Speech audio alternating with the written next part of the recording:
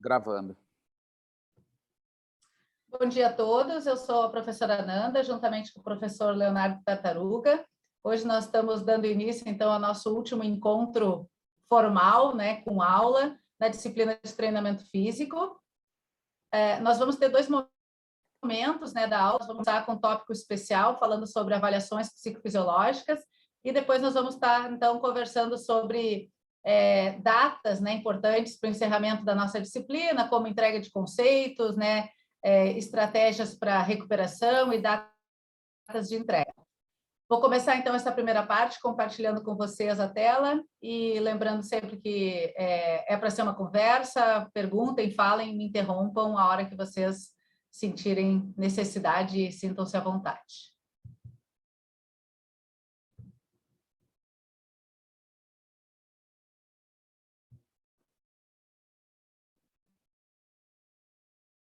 Aos pouquinhos está abrindo aqui. O computador teve um problema aí no meio do semestre, ele não anda dos mais prestativos comigo. Eu vou tentar abrir o compartilhamento da tela em formato mais tradicional. Eu quero saber se vocês estão vendo. Sim? Sim, está sem as outras apresentações, né? eu tive um pouquinho de... Tá em apresentação? Não. Não? Então eu vou ter que mudar. Então, vamos para o livrinho.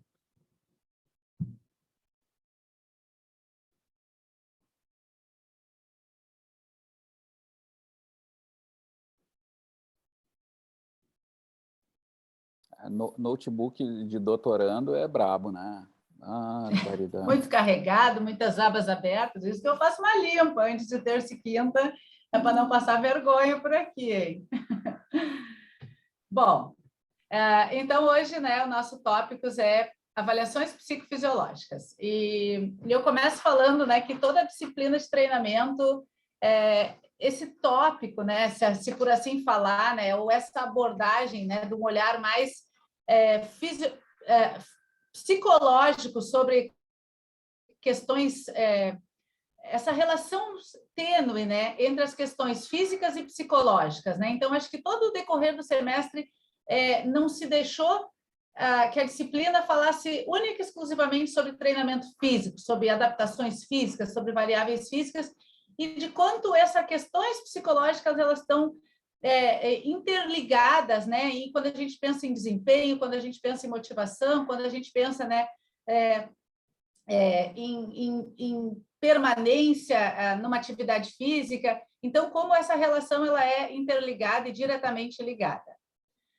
A psicofisiologia, ela estuda a conexão entre as questões mentais e o corpo físico.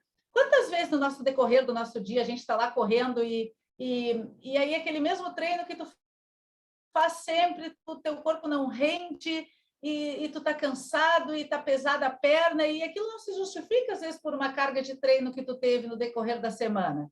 Mas, às vezes, tu teve uma má noite de sono, às vezes, tu brigou com a família, se desentendeu, às vezes, tu tá sofrendo um estresse muito forte de um fim de uma determinada jornada de estudo, ou uma entrega de um trabalho, uma conclusão de curso, uma defesa, né, uma dissertação, uma tese, aquela cabeça assim pesou, e aí, daqui a pouco, tu, às vezes, não percebe que tu está vivendo um estado, que eu vou botar uma aspas, de estresse, de ansiedade, mas que tem algo mais psíquico, e às vezes isso vai repercutir no teu corpo, naquela corrida que tu não consegue desempenhar muito bem, naquela frequência cardíaca que se comporta um pouco mais alta para um treino onde às vezes tu nem desempenhou uma velocidade tão alta. E por isso, né, entender essa conexão, essa interligação entre o físico e o psicológico passa a ser muito importante. Dessa forma, então, avaliar. Então, eu preciso, se essas relações entre alterações fisiológicas e alterações psicológicas vão interferir em desempenho, em recuperação, eu preciso entender que talvez eu possa estar monitorando, talvez eu possa usar de estratégias de monitoramento para me ajudar a tomada de decisões, a alterações nessas minhas rotinas, nesse meu planejamento. Então, as avaliações psicofisiológicas, elas vão tentar entender como essas relações psíquicas estão afetando né, o meu lado do desempenho, e claro que eu vou ter que fazer uma interligação entre outras, né, entre variáveis de desempenho, também com essas alterações que eu posso estar entendendo através dessas avaliações psicofisiológicas. Em alto rendimento, isso fica um pouco mais marcado. Daí, lá para a Nanda, que está na defesa, né, da dissertação dela de mestrado, e ela correu um pouco mais pangaré, como se ela corresse muito, né? Vamos botar uma aspa, porque não corre tudo isso, né? É mais bravata do que performance. Mas talvez para a Nanda não faça tanta diferença, né? Talvez para a Nanda aquela perna mais pesada, se ela tiver que baixar o ritmo, se ela tiver que correr um pouquinho menos, não vai fazer tanta diferença. Ela é uma corredora amadora, né? Ela é uma principiante, aquilo é um grande prazer, aquilo está muito no lúdico. E mesmo que a minha perna pese, que o meu pace não seja 5, seja 5,45, eu vou sair com a minha cabeça mais leve, mais tranquila, eu não vou deixar de fazer. Mas quando a gente pensa em atletas e quando a gente pensa em alto rendimento, imagina o que eu falei aqui em termos de pace, né? De 5 para 5,45, isso tem uma vida de treinamento, tá? De 5 para 6, em termos de corredor, isso tira o sujeito do iniciante para o intermediário. E quando ele for para 4, ele já foi quase para uma ponta, né? Já entrou no outro patamar. Então, 1 minuto em pace de corrida é muito tempo. Quando tu pensa isso para a Nanda lá, que é amadora, grande coisa. Mas quando tu pensa lá para o atleta de salto lá do Berriel, se ele é capaz de saltar 100 centímetros num desempenho de salto vertical e ele começa a render 50, isso pode trazer um comprometimento, né, que vai repercutir na quadra, que vai repercutir na situação que ele tem que desempenhar, e daqui a pouco isso vai ser determinante entre uma vitória e uma derrota. Então, atletas de alto rendimento, esses fatores psicológicos, eles influenciam o rendimento, né? Para o alto rendimento esportivo, isso é mais determinante, isso é mais marcante, isso vai ser mais importante, talvez, estar avaliando e estar mensurando, porque talvez essa linha tênue entre a capacidade de rendimento seja muito, né, essa faixa seja muito menor. Os atletas, eles estão sempre precisando superar os seus limites, então tem que estar sempre, né, tem um volume de treino um pouquinho mais, alcançar um pouquinho, né, tu tem sempre uma meta, né, tu tem que correr 1 segundo abaixo do teu ritmo, da tua melhor marca, né, o adversário correu mais forte do que tu tem que tentar buscar ele. Para isso eu preciso manter essa efetividade e a regularidade do meu desempenho. E nisso vão incorporar, né, aspectos físicos, táticos, técnicos e psicológicos. Aquele tópicos, né, seminário que foi apresentado pelo grupo, né, do psicobiológicos, né, entre percepção de esforço e motivação, mostra bem a relação como a percepção de esforço parece mais baixa quando eu estou mais motivado e vice-versa. Então, assim, só para mostrar, né, como esse modelo mostra a importância, né, do meu estado psicológico, motivação, situações de estresse e outras questões que vão estar interferindo, às vezes, diretamente na minha situação de desempenho. A gente tende a colocar tudo como uma grande variável de estresse, né? Então, assim, eu vou lá e eu vejo que eu tive a frequência cardíaca de recuperação, eu monitorei os índices da variabilidade da frequência cardíaca, ou eu fiz uma coleta de cortisol salivar. E aí eu justifico essas alterações por estresse. Aumentou o estresse. Né? Mas, na realidade, o estresse... O estresse, ele pode estar relacionado, todas essas variáveis que a gente falou ali, de frequência cardíaca, de variabilidade da frequência cardíaca, de cortisol, estresse, ansiedade, né? Então, assim, são situações que vão desencadear uma situação de estresse, mas o estresse, ele é multifatorial, né? Então, assim, a gente, às vezes, usa o nome de estresse para justificar, mas ele pode vir, né, de um leque de possibilidades. Assim como motivação, estado de humor, entre outras coisas, que vão repercutir diretamente em capacidade de recuperação e também em desempenho, né? Em melhor desempenho, ou manter desempenho, manter níveis de desempenho, ou possíveis quedas, dependendo, né, de como essa complexidade, né, de fatores psicológicos podem estar nos influenciando. Mais elevados são esses fatores estressantes, né, maiores os fatores negativos e redutores de rendimento. A gente já vai ver um pouquinho mais à frente, em avaliações, que existem formas diferentes de se comportar perante níveis de estresse. Então, às vezes, o que é um agente estressor altamente estressante para a Nanda pode não ser para o Leonardo. O professor Cruel lá na minha defesa, buzinando no meu ouvido, vamos lá, que tem que render, que tem que desempenhar, e a banca cobra. A Nanda surtou, passou uma semana sem dormir, correr nem pensar. E o Leonardo tirou de letra. Isso, essa bravata, essa conversa do Cru eu já conheço de longa data, isso aí nem me afeta mais. É um exemplo, né, que foge do que a gente fala de treinamento, mas é para mostrar que níveis de estresse não são sempre os mesmos para todas as pessoas. Algumas pessoas respondem de formas diferentes, mas independente de como tu responde, se o nível de estresse é muito alto, eu tendo, né, a ter maiores respostas, né, magnitude de resposta em relação a fatores negativos. Eu posso, se eu sou muito estressada nessa minha situação da defesa, eu chego lá, a minha perna treme, eu sei tudo, mas a minha cabeça, a memória falha, então a gente tem que estar atento, né? E isso pode estar influenciando em situações como tomada de decisão, déficit de atenção, tensão muscular, manutenção de padrões motores, cognitivos e psicológicos. Eu lá na minha defesa de dissertação de mestrado, branco, deu branco. E agora? E aí tu vai pensar, será que a Nanda não sabia?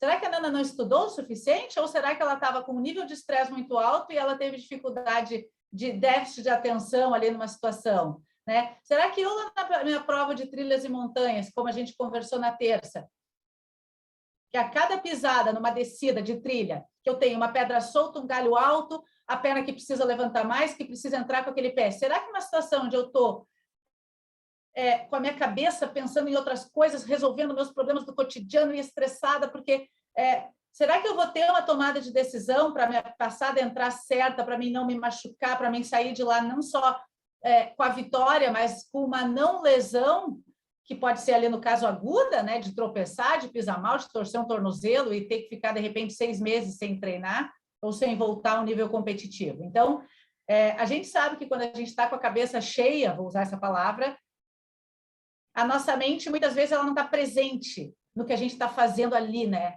E situações que tu precisa ter tomada de decisão, a tua mente tem que estar ali. É instantâneo, é único e é constante. Um atleta de voleibol, onde ele se posiciona, onde ele vai, onde está indo a bola, onde ele salta, onde ele está o outro parceiro da equipe dele que vai juntar com ele no bloqueio, é o tempo inteiro. Essa tomada de decisão ela é constante. Se eu estou com déficit de atenção, se a minha cabeça está voando, eu não estou ali. Eu vou provavelmente ter déficits nessas tomadas de decisão, sem falar que em situações de padrões motores, que daqui a pouco o meu gesto motor não sai bem como devia ser, entre outras. Quando a gente vê níveis muito elevados, né, chegando a levar a níveis crônicos, pode se gerar uma situação de abandono de esporte. Né? A atleta Simone Biles, né, ela foi uma referência, né, quando a gente viu isso nas Olimpíadas agora de Tóquio, né, que ela desistiu. Ela disse, eu não vou, a pressão está muito alta, eu não estou sabendo lidar com isso, eu não desempenhei muito bem na prova anterior, e ao mesmo tempo que tu vai olhar, né, críticas e apoio, né, vai ter sempre os dois lados. Vai ter gente que diz, não segurou a onda, né? Não, como é que pode? Treina, chega na hora que tem que desempenhar, não desempenha, fraquejou, e ao mesmo tempo ela foi reverenciada, né? Por mostrar ao grau que tu pode chegar de uma situação de um nível de estresse crônico, de ter que render e de ter que desempenhar, que às vezes é mais seguro. E aí eu até fui buscar uma reportagem para trazer um pouquinho dessa fala, de que ela disse, eu estava correndo o risco de me lesionar, porque eu não estava segura com o meu desempenho, com o meu corpo. E isso que fez ela tomar a decisão do abandono, né? Do abandono daquela prova, daquela continuidade, daquela série olímpica ali, da qual ela ia estar fazendo parte. Mas, inversamente, se a gente pode chegar a esses níveis muito elevados, crônicos, que podem decorrer no abandono do esporte, de forma aguda ou de forma crônica, quando são níveis muito baixos, eu também posso ter desmotivação e posso levar esse meu atleta a uma performance não desejada. E aí eu vou trazer a mim também. Então, assim, as corridas, o circuito, o dia da data da prova, ele me motiva. A minha vida, né? Eu destrinchei um pouquinho da minha vida pessoal na terça, então, assim, ela é cheia de coisas. Ela tem doutorado, ela tem filhos, ela tem emprego. O treinar, às vezes, precisa de um foco, precisa de uma motivação. Ter a prova, ter algo que vai lá e que vai te tirar dessa zona de conforto, é a minha motivação para me manter treinando, entende? Daqui a pouco, se eu não tenho nada que me tire, que me instigue, para que eu vou fazer 16 quilômetros sábado? Eu vou ver Netflix, entende? Já estou cansada, já estudei, já montei aula, né? Então, algum nível de estresse, e aí eu vou botar de novo essa palavra estresse como algo que de pressão, né, de cobrança, ele também é importante, né, para que eu também busque de mim o meu melhor e que eu venha desempenhar e que eu também, né, consiga estar me mantendo, principalmente quando a gente pensa em atleta de elite e em padrões de desempenhos que a gente espera como ideal. Então, diante de tudo isso, né, mostra-se que parece, né, e é importante estar avaliando esses aspectos, né, psicológicos quando a gente pensa. E por quê? Melhorar a saúde mental. Então, eu posso ter em equipes maiores psicólogas que podem estar auxiliando nessas avaliações, que podem estar trabalhando mais direcionados, né, a uma situação onde tu vê que o atleta está caminhando para algo que a gente não espera como tão saudável em termos de saúde mental e saúde psicológica. Eu posso estar mudando a forma de estar organizando essa minha periodização, eu posso estar mudando a forma como eu cobro o meu atleta, né? Se eu sou treinador, eu posso ver que eu cobro todo mundo, sento sarrafo, chicoteio todo mundo. Tem o A, B e C, nota 10. Os caras, quanto mais chicoteio, mais rende. Aí tu tem lá o F, que é o contrário, cara, eu chicoteio, o sujeito cai. Né? Então, me faz também estar repensando, né? Será que essa estratégia funciona para todo mundo? Né? Será que eu não tenho que mudar a forma como eu cobro a Nanda, o Cruel cobra a Nanda e como o Cruel cobra o Leonardo? Será que eles não são diferentes e eles não interpretam de formas diferentes? Porque eu não quero que a Nanda chegue lá na banca, a minha orientada e dê branco nela. O que eu vou dizer? O que eu vou justificar? Não estudou, não. Essa aluna, mal. Né? E não é isso que o orientador quer, e não é isso que o preparador físico quer, nem o treinador quer que ele chegue lá e desempenhe. Então, tá avaliando faz com que tu consiga ter formas de subsídios que te ajudem a compreender isso, buscando maximizar o rendimento e otimizar a performance. O que eu devo estar atento, né, quando eu vou buscar essas ferramentas para estar avaliando? Né? Instrumentos que sejam adaptados, né, ao esporte, né, para aquele contexto e que sejam validados. Então, eu posso estar lá criando... num dos artigos que eu acabei buscando para montar essa aula, traz que existem ainda muitas entrevistas, né, estruturadas. Eu acho que isso cabe um pouco mais ao psicólogo, né? Isso foge um pouquinho do treinador, do preparador físico, que daqui a pouco ele não vai ter subsídio para estar, talvez a palavra seja avaliando essas respostas de forma tão profunda como talvez um psicólogo faça. Mas ainda se usa muito, né, entrevistas estruturadas. Mas isso, né, de certa forma, um preparador físico e um técnico, a gente faz um pouco isso, né? Eu sou personal, e aí tu chega para o teu aluno lá e tu dá aquela conversadinha antes de começar a aula. E aí, como é que tá? Tudo bem? Como é que passou? Como é que ficou da última aula? Né? Então, não deixa de ser formas para te entender. Tem pessoas que são mais reservadas e que vão te dizer sempre que está tudo bem, está tudo muito bem, e tu também já passa a entender. E tem pessoas que nessa primeira pergunta ela já vai te desenrolar o novelo inteiro. Porque tu não sabe, porque briguei com a minha família, porque meu filho me incomodou, porque me estressei, e aí fui caminhar e tropecei, caí, quase torci meu pé. Então, a gente também passa a aprender a lidar com as pessoas e como as pessoas se comportam, né, perante. Mas a gente acaba por si também fazendo um pouquinho dessa entrevista mas, né, ela não é bem algo, ela não está aqui, né, validado como um instrumento, ela é algo um pouco mais empírico, não quer dizer que tu não leva, mas usar de instrumentos adaptados e validados passa a ser importante, né, quando a gente pensa no contexto do esporte. Algumas das avaliações, elas podem ser feitas de forma diária. E aí é que eu vou trazer a coisa mais simples, que a gente falou o semestre inteiro, né, que é a percepção subjetiva de esforço.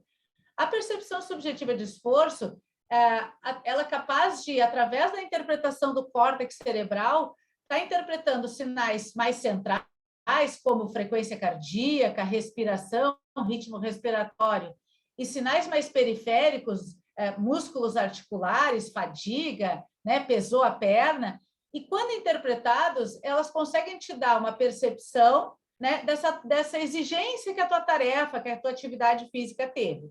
Mas vejam que está totalmente relacionado a algo fisiológico, né, alguma coisa física, um desempenho físico, uma tarefa, uma atividade, mas ela tem um contexto que é percepção, interpretação do que eu vivenciei. E isso é algo totalmente psicológico, psíquico, vamos botar assim. Entre as principais ferramentas, então, a gente tem a escola de Borg, de 6 a 20, a CR10 e a CR100. Faça o uso que quiser. Ela é tão difundida, né, no meio do esporte que ela não é só um ferramenta de avaliação, e sim também de prescrição de intensidade, assim como a gente já falou inúmeras vezes no decorrer do semestre. E ela se faz tão importante, né, e capaz de avaliar esportes cíclicos, esportes acíclicos, esportes intermitentes, esportes de força, de características mais aeróbicas, anaeróbicas, porque ela é capaz de integrar, então, esses aspectos físicos e psicológicos. E como já diz o nome da própria escala, né, ela é de percepção, né? Ela não é um batimento cardíaco ali, algo marcado, algo que está escrito. É como eu me interpretei, é como eu me percebi. Nessa mesma linha, nós temos a percepção subjetiva de esforço. Existe a PSR, que o Laurent e colaboradores em 2011, né? Não sei se 2011 ou 2001, vou ficar devendo. Eu acho que 2001. Peço desculpa por não trazer esse dado tão fiel. Eles usam como se fosse uma escala CR10, e baseada na mesma interpretação que a gente falou ali sobre como o corpo interpreta essas questões, né, tanto mais centrais quanto mais periféricas, eu vou conseguir estar dando. Claro que quando a gente pensa em percepção de recuperação é o inverso. 10 é o mais recuperado e 0 é o menos recuperado. Na escala de esforço, 10 é o maior esforço e 0 é o menor esforço. Então, ela segue uma mesma linha, né, ali de... E existe também, né, a TRQ, o Total Quality Recovery, que é mais ou menos, né, a mesma lógica, né, da escala de Borg de 6 a 20, e ela também vai trazer esses conceitos ali entre recuperado, moderadamente recuperado, muito recuperado, sendo 6 o mínimo da recuperação e 20 o mais recuperado possível. Então, são escalas que a gente pode estar usando diariamente, né, para estar tendo uma rápida interpretação. 2 perguntinhas ali, tu já tem uma percepção de esforço no final do treino e uma percepção de recuperação no início do treino, que já vai te dar subsídio para estar tomando decisões, quando de repente tu vê um atleta que deu uma percepção de recuperação baixa, e tu vê que ele não está rendendo, que ele não está, daqui a pouco tu poupa um pouco ele, tira ele um pouco da quadra lá, de repente o BRL faz um ajuste, de repente não faz um ajuste naquele dia, mas vê que ele vem numa sequência de baixa recuperação e tu faz um ajuste do treino para a semana seguinte, então, né, vai ajudar nessas tomadas de decisão. Questionário de bem-estar, ou índice de Roper, é algo que tem sido muito falado, né? Eu até sigo no Instagram o Daniel Boulossa, ele é um pesquisador muito forte na área do esporte, assim, e ele até trouxe, né, mostrando que deveria ser feito, e assim como a percepção de esforço e de recuperação, poderia ser usado diariamente, né? E aí eu tenho mais do que só a percepção de recuperação e de esforço, e eu tenho algumas outras formas de estar monitorando e estar entendendo outros parâmetros, né? Como sono, estresse, fadiga e dor muscular. Né? Então, aqui, o índice 1 vai ser muito bom, muito baixo, e o 7 lá, muito ruim. E aí a Nanda foi lá no sábado e correu, né, 25 quilômetros lá naquelas trilhas e montanhas. Aí vamos ver como é que a Nanda está hoje para treinar. Como é que está o sono? 2. Tá, dormi bem. Ainda estresse? Tá baixo. Tá, tem que dar uma aula na disciplina, mas está indo bem, não foi tão forte. Me sentindo em casa, vamos dizer assim. Fadiga? Fadiga, vou dizer que está em 4. E a dor muscular em 5. Talvez hoje não seja um dia de treinar tão forte. Mesmo que ela esteja com um bom sono, com baixo estresse, observem que o nível de fadiga, o nível de dor muscular ainda está do meio para cima. Então, talvez hoje a Nanda ainda não deva treinar com uma carga tão alta em termos de intensidade, nem em termos de volume. Ela não mostrou uma capacidade de recuperação ainda tão perfeita, porque eu espero para voltar a sentar o sarrafo e voltar a correr. Ainda está cobrando um preço. Eu posso estar calculando os scores individuais ou eu posso também estar fazendo o somatório, né, de todos eles, né, de sono, estresse, dor muscular, antes de treinar. Preferencialmente de manhã, depois de acordar. Então, não daria tempo de eu fazer 1000 coisas antes, mas eu só treino meio-dia, professor. Aí, meio-dia, eu chego lá, o sujeito já foi na academia, já pedalou, porque ele anda, ele se desloca pedalando, essas coisas, né, que acontece com as pessoas aí pela cidade. E aí ele já chegou lá e já está com a fadiga batendo em 5 de novo, e aí já está com a dor muscular em 3. Então, o ideal é que tu consiga ter esses dados de interpretação, né, bem cedo, para que realmente seja uma interpretação de como tu está começando o teu dia. Das postagens desse professor, ele sugere que não tivesse a cor, né? O Cruel bate muito forte nas escalas de percepção da carinha, do sorrisinho, né? Do legal, quando está alto ou baixo a intensidade. De certa forma, a cor, ela pode... a palavra seria... direcionar a determinadas vieses, vamos dizer dessa forma. Adoro vermelho. Não, vermelho não é comigo. Não, 7 aqui, não, eu sou gremista, eu não vou marcar vermelho vermelho para mim nem existe, né? É uma brincadeira com Grêmio e Inter, né? Mas a gente sabe que eu conheço gremista que não veste vermelho, e eu conheço colorado que não veste roupa azul. O colorado está mais ferrado, né? Porque daí não dá nem para botar o jeans. Mas o gremista foge lá e não veste vermelho. Então, quando a gente traz cores, cada um pode ter determinadas vivências em relação a cores que tu, de certa forma, retirando a cor, tu tira, talvez, esse pequeno viés. O índice de Roper, ele é validado com as cores, ponto, tá? É só uma sugestão que esse pesquisador, que é um pesquisador forte, traz, e eu concordo com ele, diante de todo o meu discurso do Cruel ao decorrer de todos os meus anos de URGS, né, fecha com o que o Cruel fala ali em termos de sorrisinho e cores que podem, né, trazer algum índice de viés ali na hora de interpretar. Então, o que o Roper fez, né? Como é que ele chegou nesse índice? Ele estava lá com atletas de natação e ele diferenciou entre atletas como style e no style. Então, esses style, ele apresentava uma série de características que ele já não estava conseguindo mais render no esforço no decorrer dessa temporada que ele avaliou. Ele já tinha taxas de percepção de fadiga maiores. Então, eram atletas que estavam índices de fadiga, de excesso de treinamento diferente daqueles que eram considerados não style. Ele decorreu assim uma série de critérios para considerar aquele atleta como um possível overtraining, um caminho para o overtraining. E aí, o que ele percebeu? Ele percebeu que os styles, que eram esses que estavam no caminho para o overtraining, ou talvez já tivessem um overtraining, ele apresentaram níveis mais altos, né, de fadiga e de dor muscular do que aqueles que não tinham essas características. Tanto no meio da temporada, mais para o fim da temporada, durante a etapa competitiva e pós-competitiva. Eles eram diferentes. Quando a gente vai aqui para interpretações de sono e de estresse, no decorrer da temporada, eles foram mais altos, mas eles não tiveram diferenças significativas. Mas pós-competição, esses atletas apresentaram alto índice de estresse e dificuldade de sono. Então, assim, E aí mostra como esse índice pode ser importante para estar fazendo essas, né, percebendo essas alterações que às vezes uma situação de overtraining, de uma situação de maior nível de estresse pode estar levando esse atleta, né, a situações de fadiga crônica. Então mostra ser uma ferramenta interessante para estar se avaliando. Ele tem um alto poder preditivo, né? Quando vai se interpretar situações de sobretreinamento ou overtraining, e também melhoras de desempenho.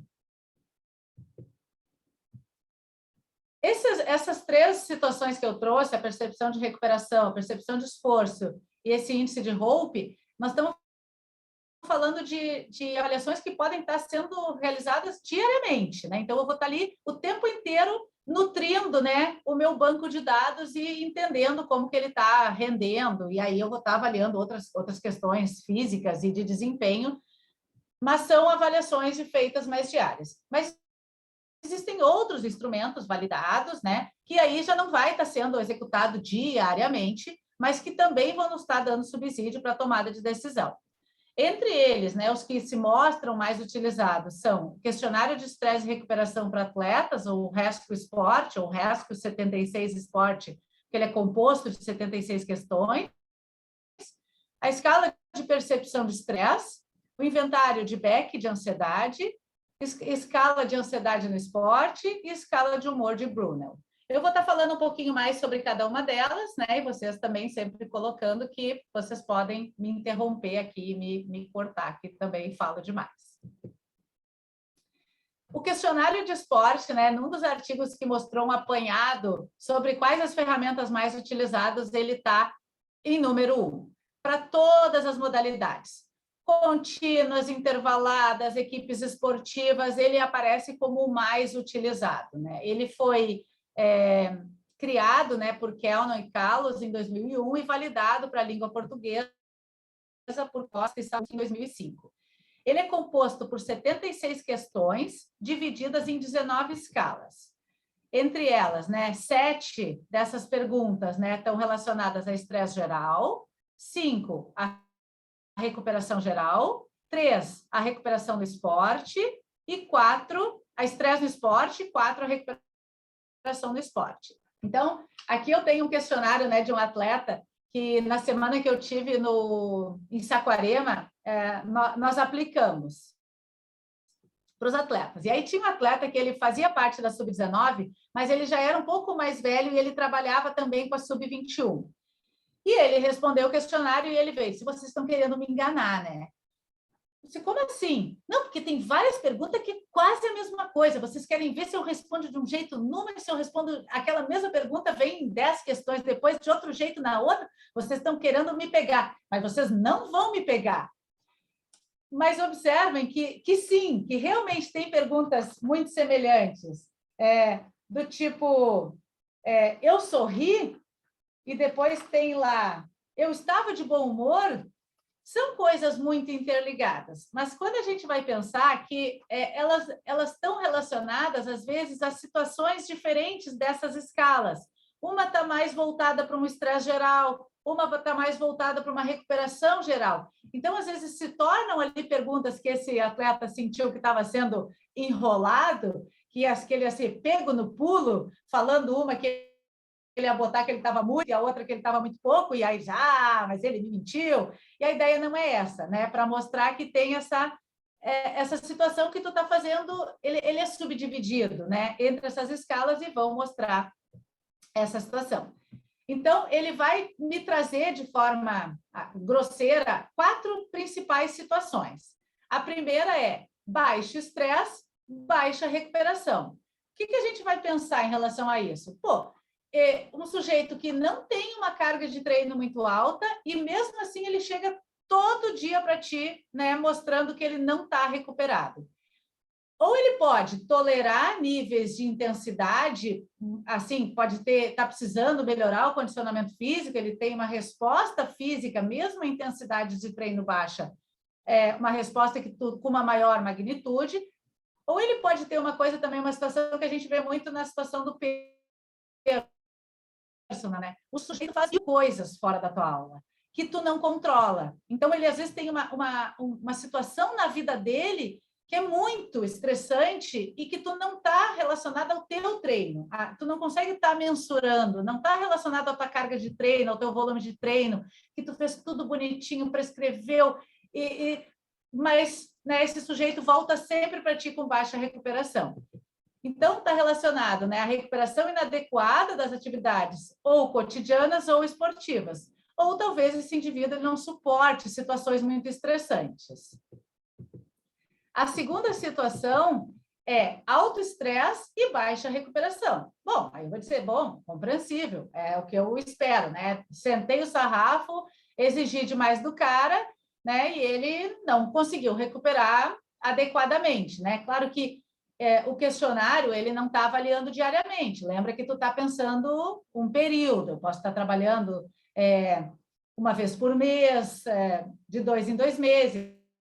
Então, tu não está fazendo uma avaliação pontual, né? Ele pede aqui nas orientações que tu esteja falando dos teus, né? Do próximo do momento que tu está respondendo o questionário, mas ele é uma avaliação que está avaliando, né, um período. Essas situações se dão quando tu está sobre regime de treinamento muito intenso e tu não consegue te recuperar adequadamente, física, social, psicologicamente, entre as sessões de treinamento. Então, eu posso estar pensando aqui em estratégias de recuperação, em períodos de intervalos maiores de recuperação para esse atleta. Eu posso ter uma situação também de baixo estresse e alta recuperação. Também aqui seria uma situação que a gente esperaria. Bom, eu não carreguei tanto nas cargas de treino e ele está muito bem recuperado. Após a situação de prova, é o que eu vou esperar e eu vou prescrever para a Nanda. Então, que ela tenha baixo volume, baixa intensidade, para que ela vá gradativamente se recuperando. Então, em períodos de recuperação, em microciclos de recuperação, é o que a gente vai estar esperando que aconteça. Então, ideal, né, quando a gente pensa em situações de recuperação. E tem também as situações de alto estresse e alta recuperação. Pô, mas isso aqui não fecha essa matemática, né? Parece que não. Mas em conversas com o Berriel é o que ele diz. Ananda, esses atletas, eles não são normais, não são nem humanos, aspas, tá? O sujeito é tão treinado, ele é atleta de alta performance, ele está tão acostumado a lidar com cargas intensas de treinamento e de estresse e de situações de competição e viagem e translado e viagens mais curtas e viagens mais longas e mudança de fuso, e mesmo assim ele segue desempenhando. Não vão ser todos, talvez por períodos muito longos isso tu vai conseguir, e aí essa estratégia de estar monitorando talvez não vai ser, talvez durante um ano essa rotina vá mostrar, mas existe, né, a capacidade física maior também vai fazer com que tu tolere mais altas intensidades de treino e apresente também recuperação boa. Então, é aquela situação onde o sujeito ele é submetido a cargas de treinamento altas, situações estressantes, de diferentes natureza, mas mesmo assim ele consegue se recuperar adequadamente. Quando a gente avalia o questionário, existe um programinha lá que tu vai botando as respostas e aí no final ele vai te dar um gráfico, né? Esse gráfico aqui ele tem o comportamento médio, né, do grupo, e aqui tu teria, né, o mínimo e máximo. E isso aqui a gente pode estar avaliando de forma individual, Ananda, pré e pós, Ananda em relação ao valor do grupo, e aí eu posso estar entendendo um comportamento aqui para cada um desses índices aqui que estão escritos aqui embaixo. Então, sugere-se, né, que essa interpretação seja feita em relação ao atleta, né, e em relação ao grupo. O Riel, que é o preparador físico, vou beber um golinho de água,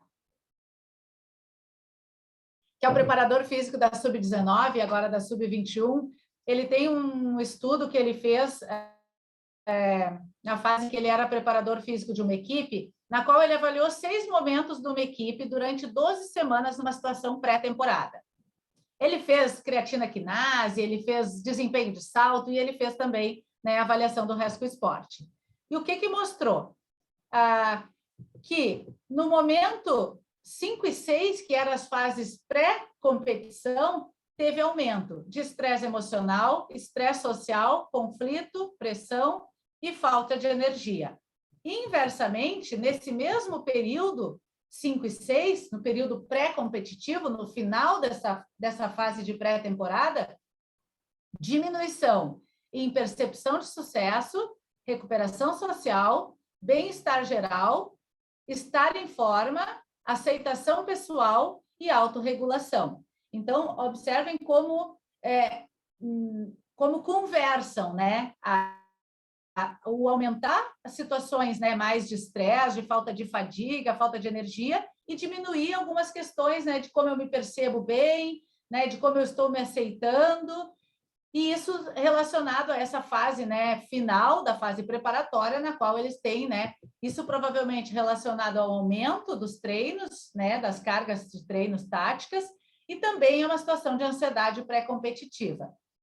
Um dado que chama atenção nesse estudo é que ele fez esses 6 momentos de avaliação, e aonde foi encontrada a diferença foi nesses momentos 5 e 6. Mas, ao mesmo tempo que ele avaliava o resto do esporte, ele avaliava também o desempenho de salto. Apesar dessas alterações aqui, o desempenho do salto só subiu, só aumentou. Então, a gente vai para aquela situação do alto estresse, e apesar de mostrar indícios de talvez uma baixa recuperação, esses atletas conseguem seguir desempenhando muito bem, com valores acima a cada momento da avaliação, até a fase 6, que era o momento onde eles iriam começar a competição. Outra ferramenta é a percepção de escala de estresse, né? E aí a gente vai assim, né? Ela foge um pouquinho daquela que tu só diz de 0 a 10 e como que eu me percebo, né? Ela vem com uma série de perguntas que é composta, então, por 10 perguntas, e eu vou colocar, então, eu vou responder como que eu me sinto, né? Então, aqui, com que frequência você ficou aborrecido por causa de algo que aconteceu inesperadamente? Considere os últimos 30 dias. Então, nunca, quase nunca, às vezes, pouco frequente ou muito frequente. E assim, né, tu vai ter 10 perguntas que vão estar te dando essas opções de resposta. Os itens 4, 5, 7 e 8 são positivos. Então, tu tem que fazer uma pontuação invertida. Então, quando tu botou lá nunca, que era 0, tu tem que trazer para 4, né? Então, quer dizer que aquilo é muito bom. Para aquela pergunta nunca é muito bom, né? Ou, inversamente, aquela pergunta sempre é muito bom. Como é que tu te sentiu feliz? Sempre. Muito bom. Então, ela não pontua, ao contrário que se eu botar nunca, pontua em 4. O inverso do que é a pontuação para as outras, né? Para as outras perguntas. E aí, aqui eu vou conseguir estar entendendo um pouquinho, né, de como que está essa percepção do estresse. Então, leve vai de 0 a 13, moderado de 14 a 26 e grave de 27 a 40. Chama atenção que podem existir estudos com diferentes formas de estar ranqueando, vamos te dizer assim, por assim dizer, esses scores, né? Então, tive dificuldade para achar um estudo que mostrava uma interpretação desse score, às vezes mostrava comportamentos no decorrer de períodos avaliados e simplesmente diferenças pré e pós, mas sem uma classificação. Achei um estudo que fez, né, essa interpretação do que a gente poderia considerar como uma percepção alta de estresse ou baixa, mas, né, saliento que muitos estudos com muitas populações diferentes, universitários, pessoas que trabalham em hospitais, né, então, assim, atendentes, então, situações, professores, então, talvez, né, quem vai trabalhar com algumas outras e queira usar essa escala para uma outra população, né, vale a pena ir buscar, talvez, de uma forma um pouco mais aprofundada a população que tu vai estar querendo estudar, para ver se esses níveis aqui, essa interpretação desses valores, ela vai estar fechando bem com a tua população. Ou não, eu posso estar esperando para essa população, um nível aqui, 25 já é grave, né? Talvez uma situação de estresse repercuta. Então, só para trazer para vocês que tem essas nuances. O inventário de ansiedade, né? Ele também de Beck, ele também é muito difundido, né? Como uma das formas de estar avaliando. Ele foi criado por Beck e colaboradores em 1988 e adaptado e validado para o Brasil em 2001. Então, ele é um questionário de autorrelato, ele tem 21 questões de múltipla escolha e é utilizada para medir a severidade da ansiedade. E esse aqui foi muito legal, né? Porque assim, a gente pensa naquela velha forma a formal, né? O papel impresso, entregá-la para o meu aluno, né? Para o meu atleta fazer, responder antes. E ele já existe online, né? Tu vai passando para frente, tu vai respondendo ali, já fui ver como é que estava a minha ansiedade. Passei no teste, estava bem, não estava muito alta, né? E aí fui... Então, ele tem uma série também de questões ali que eu vou estar precisando estar interpretando, né? Capaz de relaxar, aterrorizado, trêmulo, medo de morrer, ruborizado. E aí, quando a gente pensa em situações de ansiedade, a gente vai pensar aqui em rosto ruborizado, né? Tu pode pensar nisso, uma situação de defesa, né? Não só numa situação de esporte. Ele é validado para o esporte, mas também pode estar sendo utilizado para várias outras questões. Ele vai ser... Então, tu vai responder para aquela série de aqueles itens entre não, levemente, moderadamente ou severamente, né? E aí, aqui também eu vou ter, né, uma pontuação que vai me ajudar a interpretar, né, se essa minha ansiedade está num grau leve ou está num grau muito severo, e eu vou precisar, talvez, buscar outros recursos para estar auxiliando e me ajudando. Existe também uma escala de ansiedade no esporte, várias buscas, achei dificuldade para achar materiais, o que eu achei muito sobre futebol, e ela traz indicadores de traço de ansiedades mais competitivas. Ela é um pouquinho diferente, né? Ela está aqui entre só 3 formas de tu estar respondendo, A, B e C, e a classificação, então, vai até 30, né? Então, são 15 questões, né? O máximo sempre, com algumas pontuações também invertidas. Ela traz aqui aspectos, ela também tem um pouco do que tem o Resco Esporte ali, né? Uma área, né? Algumas perguntas mais relacionadas a somático, mais a preocupado, a concentração e alguns distúrbios, né? Então, tu vê que nem todos vão mostrar só ansiedade, né? Aqui, como está voltado mais para a ansiedade competitiva, talvez desmembrando um pouco do que está por trás daqueles números, daquelas alterações, se é uma situação mais somática, se é uma questão mais voltada a algumas perguntas sobre concentração, eu posso estar direcionando, então, o meu trabalho. Termino, então, falando um pouquinho da escala de humor de Brunel, que até o professor nos trouxe um pouquinho no dia do tópicos lá do seminário de psicofisiológico. Ela é uma versão abreviada, né, de um questionário maior, o POMS, e ela tem 24 itens, e que vai ali nos trazer, né, situações que vamos falar sobre depressão, tensão, raiva, vigor, fadiga e confusão mental. Então, aqui está ela, né, várias situações, e tu vê que não são mais perguntas, né? São simplesmente apavorado, esgotado, irritado, triste, né? E eu simplesmente vou pontuando, né? Como eu me sinto, né? Com que frequência isso está existindo? Bastante, moderadamente, um pouco. E aí essas várias, né? Essas escalas vão estar trazendo, né? Algumas interpretações aqui, como vigor, estado de energia, vigor físico, animado, com disposição, com energia, situações de estado de alerta. E aqui eu trago um gráfico, né, de um estudo que trouxe uma situação de um atleta com overtraining, né? E aí mostra aqui como ele tem, né, altos níveis de tensão, depressão, raiva, e aí o vigor, né, em índices totalmente inferiores, né, em relação àqueles. E aí eu não sei se vocês lembram que o professor trouxe para nós a imagem, né, do inverso, né, que era o que a gente esperaria, né? Níveis de tensão, depressão, raiva relativamente baixos, vigor alto e fadiga e confusão mental mais baixos. Esse aqui eu não tinha o gráfico do Tarta, eu criei. E aí chama atenção também para uma fala dele que é perfeito, mas aí eu vou colar, tá, Tarta? Que ele mostrou um estudo que falou dos atletas de luta, que eles também precisavam, para estar num bom desempenho, níveis aqui de um pouco mais altos de tensão e de raiva, né? Então, nem para todas as modalidades esportivas, esse gráfico vai ser o gráfico perfeito.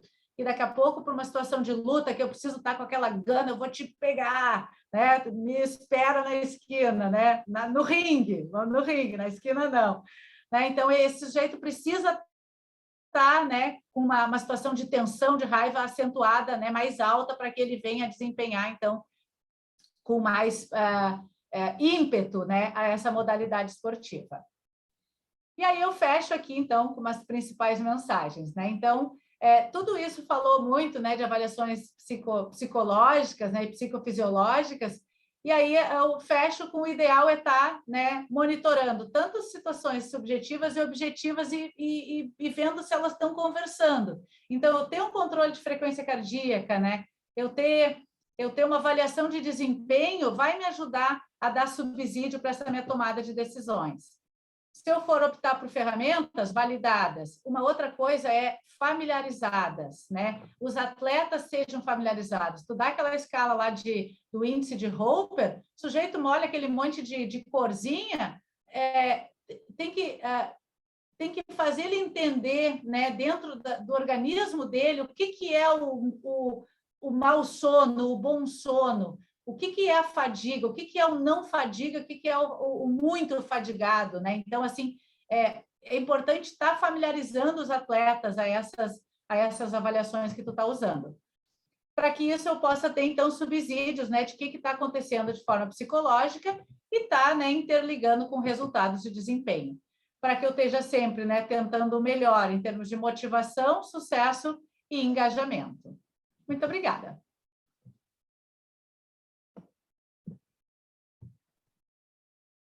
Muito legal, Ananda. Antes de passar ali para a pergunta e tal, só queria registrar, assim, muito completo, aprendi até, claro, a Ananda é bem organizada e eu dou aula, até comentei da outra aula que tu puxou coisas, agora eu notei algum uso mais acadêmico e tal de algumas coisas, muito legais mesmo, assim. E vamos só ressaltar aquilo que a gente falou da outra aula, né? Todas essas ferramentas, assim, elas são ferramentas muito, muito importantes, assim, né? Como a gente conversou durante toda a disciplina, né? Tu comentou, e a gente tem que também usar ferramentas, além do óbvio do dia a dia, da pergunta, do olhar, do carinho, da atenção com o aluno, que a gente tem que ter essa sensibilidade, né? Essa inteligência emocional para qualquer treino. A gente tem que usar ferramentas também, a gente tem que se instrumentalizar. Né? Eu sou de uma época que era mais dura, a Ananda já pegou um pouquinho da modernidade, assim, que era aquela história do o treinador tem que... Bom, eu tinha treinador que dava chicotada literalmente, né? Então, era um outro nível até de grosseria das coisas. E tinham outros que tinham a grosseria mental, assim, e eu acho que foi-se essa época, né? A gente tem que, como a Ananda falou, tem alguns alunos que precisam ter uma tensão mesmo naquele sentido, né? Vamos lá, vamos botar no limite. Tem outros que não dá para fazer. E a gente tem que aprender com essas ferramentas, é bem isso. Muito, muito legal. E sobre as escalas, tem outra coisa também, assim, eu acho que a Ananda falou tudo, mas sobre o que o Cru falou ali, o Cru comenta também, comecei a rir porque eu vou lembrando, né, do nosso orientador, né? Tem uma coisa que é básica, que vocês têm que lembrar sempre para usar a ferramenta, que é usar como ela foi validada também. A Ananda ainda deu mais detalhes, mas também vamos lembrar daquela coisa básica, que também resume um pouco essas questões. Porque a Ananda estava dando essa justificativa para mostrar uma escala que era colorida. Até acho que, quando eu vejo aquilo lá, eu também começo a me justificar, dizer, aquilo foi validado assim, porque a gente tem que usar... Resumindo, a questão é assim, se foi validada com as cores, então vocês têm que arranjar uma impressora que seja decente. Não adianta, estou sem tempo, vou fazer preto e branco mesmo, que vai. Olha, não adianta, não está certo. Né? Invista um pouquinho mais, sabe? É uma coisa possível, né? Não é um equipamento busquem um lugar onde façam impressão colorida. Gastem, ao invés de R$2,50, R$4, não sei, cada impressão em coisa profissional, e façam direitinho como foi feita, né? Resumindo, tem essa questão, porque isso também ajuda depois para vocês terem segurança, porque às vezes pode ser que não tenha problema, mas muitas vezes tem problema, e a gente não sabe, não foi tudo estudado. Então, para resumir, façam como foi validada, e depois vocês também, além de estar usando uma ferramenta que pode ter mais confiabilidade, vocês podem comparar melhor com a validade externa, é um nome bonito que dá que é comparar com os dados da literatura. Ah, achei lá dados de uma escala que usa tal, olha lá como é que foi naquele grupo que eu estou estudando. Não adianta, que eu estou usando na minha prática de treino. Se eu estou usando errado, é mais difícil, pode ter viés ali nessa comparação. Né? Então, resumindo, também tem essa questão. Né? Mas a Nanda deu vários outros detalhes, foi bem mais completa, mas eu queria registrar também isso. E eu acho que é isso, gente. Foi muito legal, assim, já passo aí as perguntas. Parabéns, Ananda, muito, muito legal. Tá? Depois eu comento outras coisas contigo. Marcos, vou te chamar, né, Marcos? Nessa altura eu já estou me sentindo em casa contigo. Não, acho que eu sou o que mais falo demais às vezes. Não, antes de tudo, só para frisar aqui, quando eu crescer eu quero ser igual tu, tá bom? Isso aí. Prometo ser breve. Não, eu achei bem interessante ali os métodos de avaliação psicológicos, né? Porque de verdade assim eu não conhecia, eu não tinha visto já a escala de Borg ali do esforço subjetivo ali, mas não tinha chegado até a questão ali escala de recuperação, né? Uma coisa assim, escala subjetiva de recuperação. E até as avaliações ali do tipo, a questão das cores, da numeração, do questionário, da carinha, da pergunta, do tipo, sorriu durante o treino, não sorriu. Eu acho bem interessante, porque tu consegue ter como é que eu vou dizer, tu consegue ter uma clareza melhor direto com o teu aluno, porque muitas vezes é aquilo que tu falou, tu chega para o aluno, tem aluno que chega e aí, como é que tu tá? Como é que tu tá hoje? Como é que foi o treino de ontem? Tudo bem. Aí tu chega no outro dia, aí tu, aí no outro dia, como é que tá? Não, tudo bem. Como é que foi o treino? Tranquilo. Sentiu? Não. E aí fica difícil, porque tem muitos que têm a dificuldade de chegar e abrir, falar, senti isso, aquilo ali eu senti dificuldade, isso aqui pesou, não recuperei. E fora as nuances, né, de cada um, tem aquele que trabalha, tem aquele que só estuda, tem aquele que trabalha, estuda, cuida do filho, não dorme de noite e chega lá no outro dia e tá acabado. Então, eu achei bem, eu vou até pesquisar um pouco mais depois a respeito ali para poder trazer para as minhas aulas, assim, conseguir fazer uma avaliação melhor, como eu vou dizer, tu conseguia ter aquele retorno durante o processo, né, de evolução mês a mês, ali, semana a semana, e conseguir um resultado melhor, mas bem legal, eu adorei mesmo. Bem legal, Marcos. Obrigada. Eu acho que é bem isso, né? Aí nessa situação que tu comentou, daqui a pouco o aluno te liga e diz que não vai mais treinar. Eu te digo, mas como assim, né? O aluno só me chegava, perguntava, ele só me dizia que estava tudo bem. Bem assim. E te dá subsídios, né, para fazer escolhas, né, e realmente interpretar de forma um pouco mais profunda. Sim, bem assim mesmo. E isso te dá tu fica até com medo, né? Porque tu nunca, quando o aluno não te dá um feedback realmente do tipo assim, porque quando ele chega e fala para ti assim, tá bom, tô gostando, tô cansado, mas vamos continuar. Beleza. Quando ele te fala, tô cansado, foi pesado, foi ruim, também tá beleza, mas aquele que não te diz nada, eu não sei nem para onde eu vou. Eu recuo um pouco, eu avanço, será que ele está sendo específico comigo? Será que ele está sendo verdadeiro? Em compensação, quando ele vai responder um questionário, daqui a pouco tu familiariza ele com o questionário para ele entender como é que vai fazendo ali tempo a tempo e larga para ele, tá aqui o questionário, amanhã tu me entrega, na próxima aula tu me traz e aí tu consegue avaliar melhor, tipo, talvez isso aqui ele não está sendo claro durante lá no pós-treino, no outro dia, e assim tu consegue realmente fazer uma manutenção, né, das tuas aulas e até inovar algumas coisas, saber que talvez aquela estratégia que tu esteja usando não seja melhor e conseguir te adaptar, né, porque cada um é um e não adianta. Perfeito. Marina? Perguntas, dúvidas, questionamentos? Gabriela? Gabriela já está só com a foto, que ela disse que ela estava trabalhando depois das 10. Não, estou aqui no ônibus. Tá aí. Não, eu acho interessante a gente já fazer isso no Inter, e uma estratégia que eles usavam junto era uma escala de percepção de dor, porque às vezes tu tá bem, tu tá motivado, tu tá feliz, mas tu tá com dor. Então eles usavam as duas escalas pré-treino, né, a de recuperação e a de dor, e pós-treino a de percepção, né, do Borg. Então, acho que foi completa a aula, Sora, isso aí. aquele índice de Roper ali traz, né, a dor muscular, né, e é impressionante, né, porque aí eu vou trazer a mim de novo, depois dessa corrida, tipo, hoje tu me perguntar, eu tô bem, mas as coxas estão, não dá para subir escada ainda, né, então, assim, tá ali, não adianta eu achar que eu vou sair correndo porque eu acho que eu tô recuperada, que eu tô feliz, que eu vou sair correndo voando, quando eu dou o primeiro 500 metros, as coxas já não conversam da mesma forma. Então, é um parâmetro que a gente tem que levar em consideração. Não, e outra coisa, né, prof? Uma coisa é tu fazer e aplicar esse questionário para uma pessoa, num treino individual. Outra coisa é tu aplicar para um grupo. Então, tu vai ter que fazer ali, sei lá, uma média, ver como é que tá a equipe e daí tu vê, né?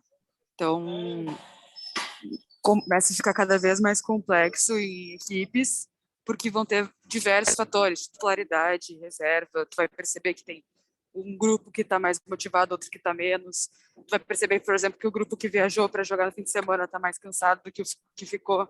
Então, principalmente em equipes, começa a ficar cada vez mais complexo. A tua avaliação tem que ser mais completa, justamente para te conseguir interpretar melhor esses dados e conseguir prescrever um treino adequado. Hein? Até um questionamento que eu queria fazer para a Gabi, que essa questão do grupo até realmente é diferente de fazer uma avaliação individual para cada um e tu fazer para um grupo. Eu não sei se no nível profissional, que é onde eu sei que tu trabalha ali, se tem essa questão até do coletivo, né? Porque daqui a pouco tem aquele do tipo, o meu colega tá melhor, eu não quero estar menos, eu não quero estar pior do que ele. Então tu acaba se nivelando pelo outro, do tipo, não, temos que estar bem, não, se ele está bem, eu vou estar bem também. Ou isso não interfere Não, o que na avaliação. acontece é que eles pedem para te responder o questionário individualmente. No teu celular, eles faziam um questionário no Google mesmo, né, o Google Formulários ali, e tu não poderia ouvir ou ver a resposta do colega, né? Justamente para não ter esse tipo de interferência. Então, principalmente antes e depois do treino, a gente tinha que responder esses questionários individualmente, cada um no seu celular, ela dava um tempinho ali para a gente responder. E é isso, sabe? Tipo, tu tem que cuidar para não ter essa influência dos colegas, sabe? Tem no Parkinson também, nos grupos ali de atleta, era muito parecido com Parkinson. É o efeito manada. Um começava a responder, minha recuperação tá 8. Eu ouvia, e quando via, tava todo mundo. E aí a gente se juntava depois para discutir as aulas e dizia, não, gente, tá difícil.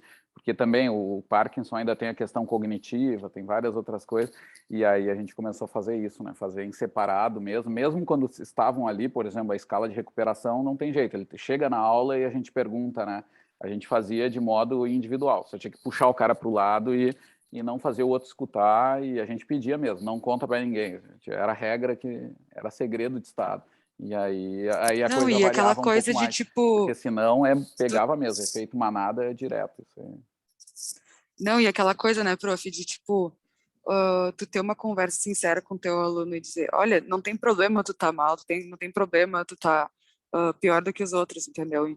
Eu só preciso que seja verdadeiro, senão vai avacalhar teu treino, Isso. Não, entendeu? senão tem essa Então, outra fonte dele achar o que eu deveria responder. Aí já foi. exatamente. Isso aí mesmo. E a gente percebeu muita diferença, assim, que quando a gente começava a responder os questionários, né, no início da temporada, pro fim, sabe? Passava, vamos dizer assim, essa vergonha e a gente conseguia deixar mais verdadeiras as respostas e daí tu conseguia perceber que realmente não era só tu que estava cansado.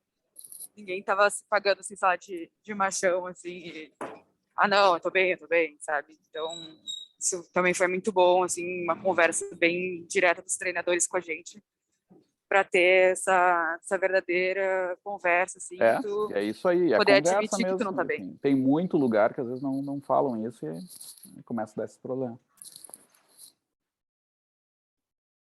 Lorenzo?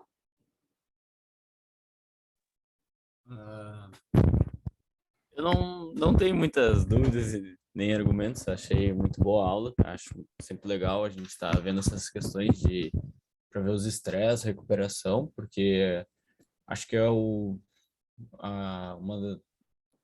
se não uma dos quesitos mais principais, mas o principal, porque não adianta nada a pessoa ir lá querer treinar, ela não tá bem para treinar, então ela só vai acabar indo para um overtraining ou overheating ou uma lesão e é isso, mas eu achei muito boa a aula.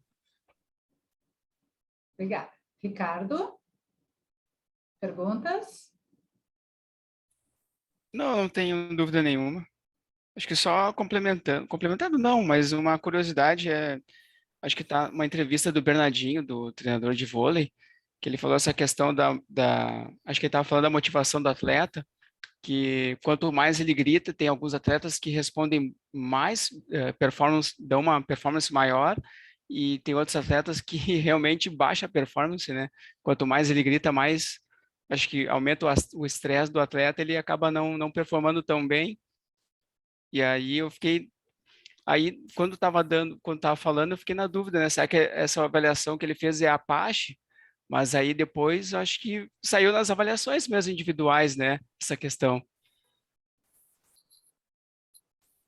Não, é isso mesmo. Muitos dos princípios do treinamento psicológico e da avaliação psicológica, elas seguem os princípios do treinamento, resumindo, né? A Nanda fez um resumo bem legal ali sobre o estresse, por exemplo.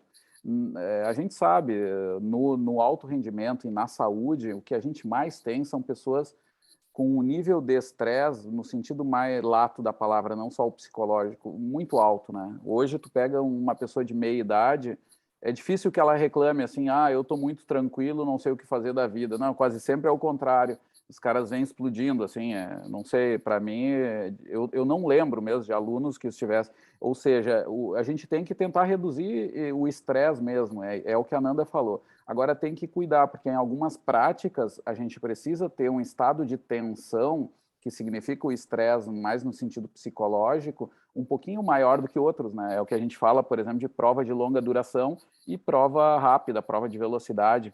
Prova de velocidade, o cara tem que estar num nível de tensão um pouco maior, tanto é que ela é limite, por isso que às vezes o atleta falha, porque ele também não pode estar muito baixo. Se o cara estiver quase dormindo ali, a gente sabe que já perdeu a prova, né? Então é individualizado no fim das contas, mas tem uns certos padrões, né? Por exemplo, esse da saúde que a Nanda comentou, e até no alto rendimento, né? Eles vão jogar fora de casa, é muito mais difícil, o psicólogo vai ter que resolver muito mais problemas de baixar a tensão, baixar o estresse. Isso vai ser bem mais comum, só tem que cuidar que não é em todos. Pode acontecer do outro, é um Romário da vida, que ele acha que é Deus, então ele faz tudo o que ele quer e ele fazia, né, pelos relatos dele, aí é anedótico, a gente não sabe direito, mas também pode atrapalhar, né, também pode atrapalhar, a gente tem 1000 casos, né? Então tem que ser otimizado no fim das contas, isso também vale para essa parte. Edilson, se alguma contribuição, alguma pergunta? Só para complementar, outra coisa também que vocês não comentaram que gera muito estresse é que a maioria dos atletas de rendimento não mora em casa, não mora com a família, não está na necessidade da família. Então, essa saudade, esse apoio que a família muitas vezes dá, não é possível, né? Principalmente, excluindo o futebol masculino, né? Que é ridiculamente altos salários, eles conseguem trazer a família, né?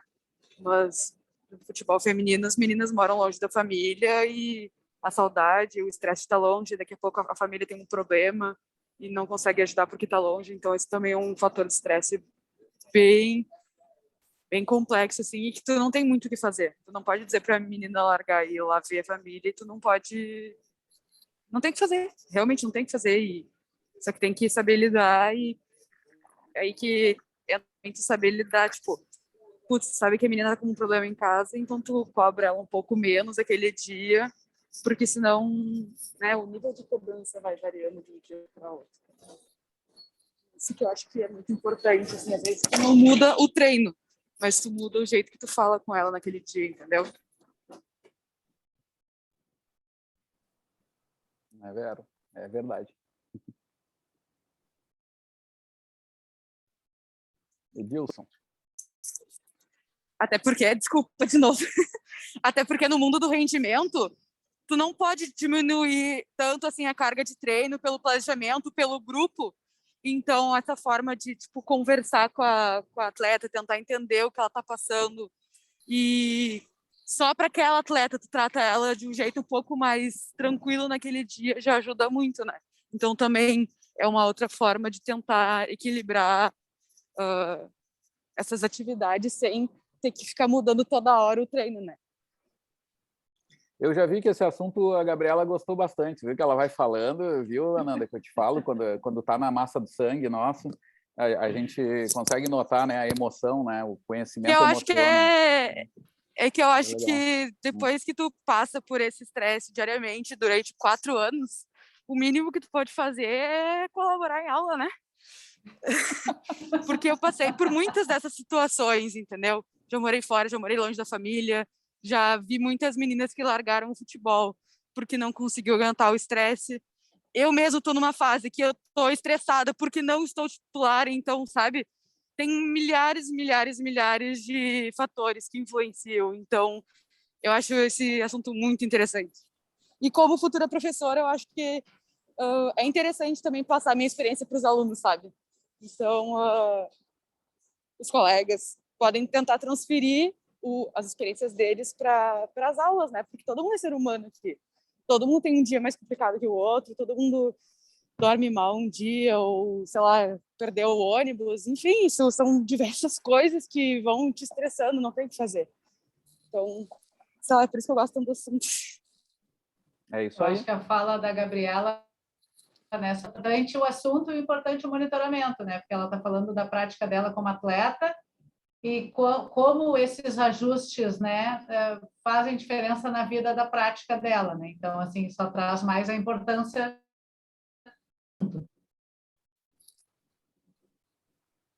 É isso aí.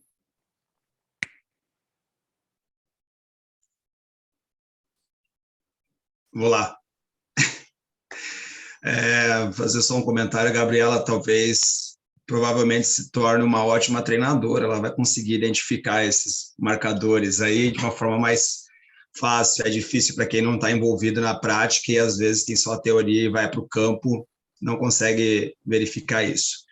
Mas falando sobre as escalas, nós usamos bastante quando eu trabalhei no mestrado e nós usávamos Borg, porque eu particularmente eu acho que ela é mais intuitiva, a escala de 0 a 10, e nós identificamos em alguns outros trabalhos que alguns alunos fazem, ao contrário, o professor citou sobre imprimir colorido, quando a escala é colorida, quando tem uma marcação, mas nós vimos em alguns materiais, alguns alunos que pegam uma escala que é de 0 a 10, preto e branco, com alguns descritores, e a pessoa coloca uns emojis, faz colorido, aí ela induz a resposta do seu avaliado. Isso eu acho que é um pouquinho mais complicado.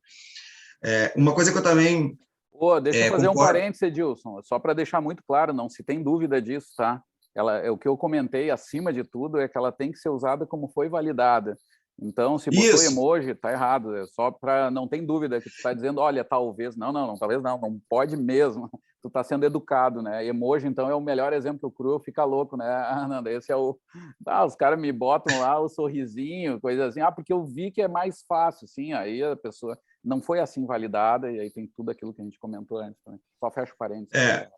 Isso, não como o professor falou, você tem que seguir o padrão, né? Se foi validado assim, é assim que tem que fazer, não tem que facilitar ou prejudicar, porque você prejudica a tua pesquisa. E as escalas, elas são bem legais. Uma coisa que isso é bem particular, tá? Eu não estou criticando nenhum tipo de escala, nenhum tipo de validação ou estudo, mas eu fiz uma pesquisa na pandemia em que nós usamos um questionário e o questionário era muito extenso. Então, assim, se você aplica uma vez um questionário que tem um monte de pergunta, é uma coisa. Agora, se você tem um atleta e toda semana você aparece com esse questionário que tem 30 perguntas, ele estressa só de pensar. Cara, não aguento mais responder essa porcaria. E ele vai marcando qualquer coisa. Não, eu tô falando de mim, tá? Tô falando de mim. Não tô falando dos atletas de você, um atleta bem treinado, que tá esperando isso. Mas você acaba tendo um viés também, porque é o estresse que esse questionário traz. Se você quer a resposta de estresse, às vezes o questionário próprio estressa o atleta. Aí ele o atleta bem treinado também se irrita, não te preocupa, tu tá muito certo do que tu tá falando. Entende? Então, com questionários curtos também. Mas assim, não quer responder questionário. essa repetição em responder questionários, ela cansa. Por isso que escalas de percepção são mais simples, porque você chega para o teu aluno e você tem uma escala direta. Tá, como é que tu acha que tu tá, né? Escala de fadiga ali, de esforço ou de recuperação. É uma escala direta, você vai ter uma escala impressa, eu acredito, um banner, e o teu atleta, ele consegue, de uma forma mais simples, pontuar isso. Simples entre aspas, né? Porque tem todo um trabalho de compreensão, de escala, de entender como que tá a resposta dele para o treinamento e tudo mais, mas eu vejo assim, como eu falei, não estou criticando as escalas, mas eu, particularmente, prefiro escalas mais curtas, mais rápidas, do que questionários mais extensos, e entendo que os questionários são muito importantes para fazer uma análise mais completa, porém eu não aplicaria questionários extensos para fazer uma avaliação, um controle de estresse do meu aluno, porque eu acho que eu ia estressar ele.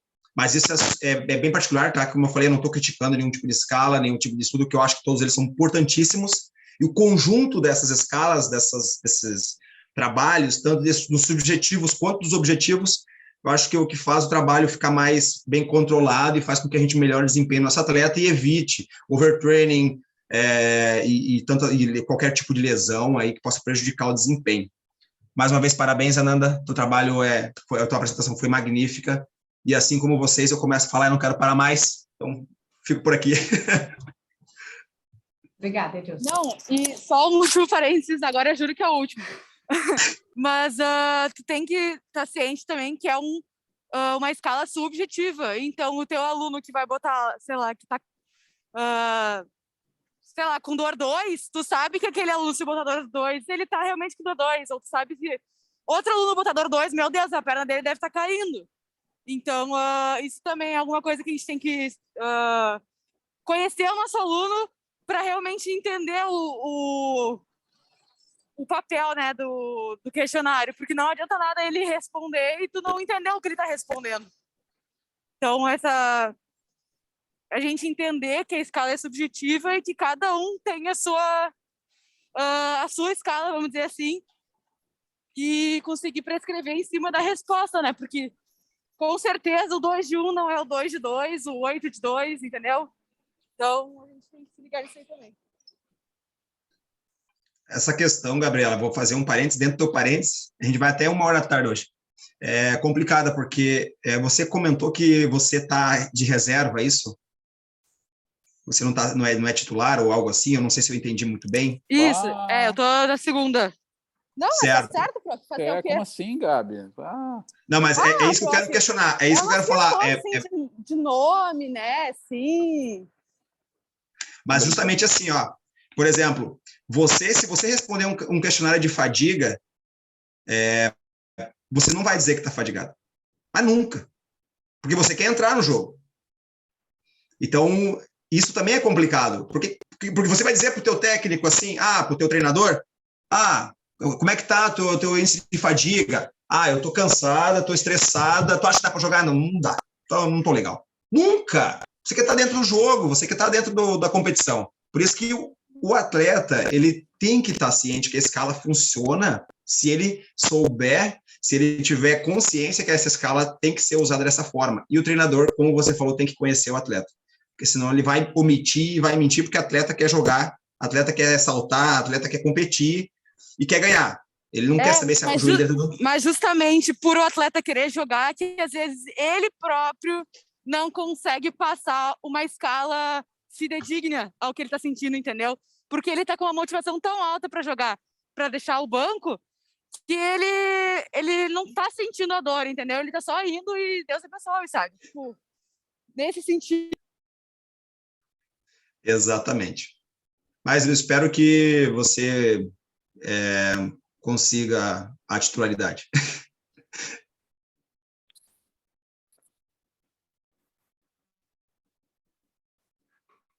Acho que vamos para a parte 2. Então, tá. Então, hoje, né, é o nosso último encontro com as aulas síncronas. No dia 10 de maio, nós vamos estar colocando os conceitos para vocês. A gente vai ver ainda corretamente como que a gente vai estar disponibilizando. Com certeza no Moodle vai estar, mas a gente pode pensar numa forma alternativa de estar disponibilizando também os conceitos. E a partir dos conceitos, nós temos então a possibilidade da recuperação. Quem não atingiu o conceito, ou quem de repente não conseguiu estar fazendo uma tarefa ou outra e ficou com o conceito abaixo, né, tem a opção da recuperação. A recuperação, então, ela vai se dar na montagem de uma aula, no PowerPoint, e embaixo, né, de cada slide, uma escrita sobre o que seria falado e comentado naquele slide. E para que essa aula tivesse em torno de 10 minutos. Então, é uma aula comentada. Não precisa ser uma aula gravada, como foi a forma que a gente decidiu os seminários no decorrer do semestre, mas ela tem que ser uma aula comentada. Eu não posso receber ali um slide onde tenha três frases, né? Três frases não, né? Três palavras com links e da qual eu não consiga ter essa interpretação. Então, a interpretação de como tu iria falar esse slide tem que estar nessa caixinha de texto ali embaixo do slide, e essa vai ser a forma como a gente vai avaliando, então, quem não pôde estar atingindo o conceito mínimo, né, que é o conceito C. Nós vamos ainda definir os temas, e aí isso vai estar sendo passado para vocês, quais vão ser os temas que vão precisar ser feitos, né, qual vai ser a opção de escolha, provavelmente um de cada grande tópico, um de princípios do treinamento, das características de treinamento de força, de resistência, de flexibilidade e de velocidade. Mas já fica aqui, então, né, vocês sabendo que dia 10 de maio vai ser entregue os conceitos. Quem ficar de recuperação tem até a data de 17 de maio para estar entregando, então, a tarefa da recuperação. Para que, então, no dia 18, a gente feche a nossa disciplina. Não sei se falei tudo, Tarta. Não, falou tudo certo. É isso aí. É isso aí. Não, e deixar claro isso, às vezes o aluno fica, professor, mas eu quero passar, isso é uma dúvida, né? Eu fiquei com o conceito B, queria tentar A. Nesse caso aqui, por essas condições de aula e tal, a gente decidiu só fazer a recuperação para quem ficar abaixo da média mesmo. Tá? Então, a gente pede desculpas, porque eu sei que sempre poderia ser melhor, mas a gente não viu outra forma que fosse alcançar a justiça e tal, desse jeito. Tá? É por aí. E qualquer dúvida, podem entrar em contato comigo e com a Nanda, tá? Então, também fiquem à vontade, sim, sempre. Né? Exatamente. Para a gravação? Eu acho que... Feito então, gente. Obrigado. Feito.